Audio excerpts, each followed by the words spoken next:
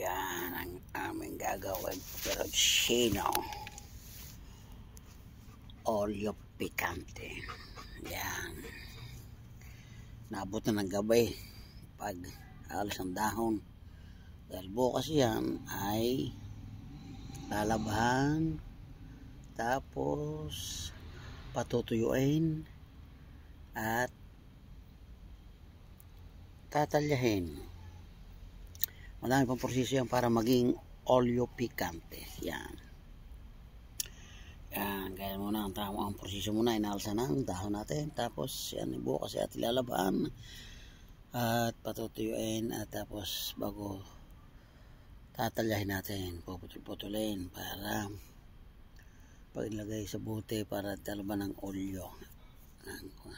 Okay,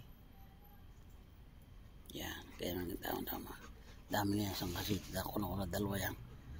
Yan. Magiging nililinis pa ako tuloy hanggang mamaya. Okay, thank you for watching. Yan, ay gaganda na yan, pulang-pula.